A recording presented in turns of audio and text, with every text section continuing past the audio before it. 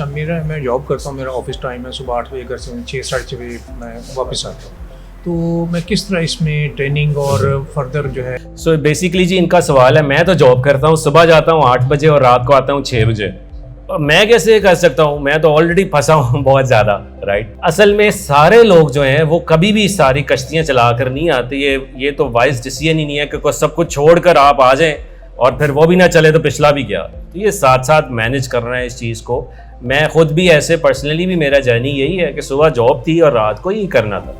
तो मकसद है आप अगर फॉर एग्जांपल 24 घंटे हैं, 24 घंटों में 8 घंटे सोते हैं, तो आप 6 महीने 4 घंटे सो लें, 5 घंटे सो लें, तो पूरी रात लगा लें। और जो टाइम आप देते हैं कुछ थोड़ा सा फैमिली को उनको एडजस्ट करना होगा कि भाई मुझे अब आपके लिए कुछ करने, तो फिर उसके लिए थोड़ा टाइम कम देना होगा। अपने टाइम अगर 8 से 5 तक काम करते हैं तो फिर 6 से सुबह 8 भी तो है, वो पूरी साइकिल 12 घंटे वो भी है।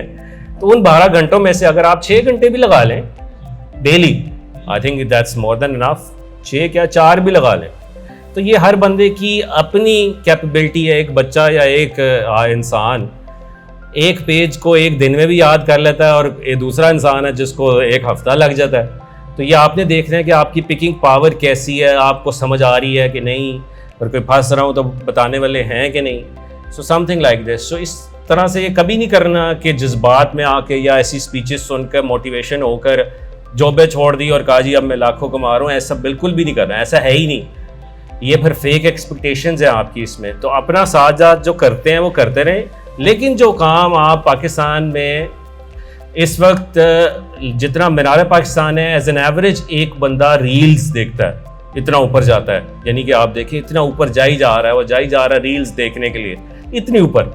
तो this is how we are spending time as an average person here. 6 crore social media users हैं इस वक्त, तो वो क्या कर रहे हैं। तो ये देखना होगा कि अपने टाइम को कैसे प्रोडक्टिवली और प्रोडक्टिव लोगों के साथ रहें।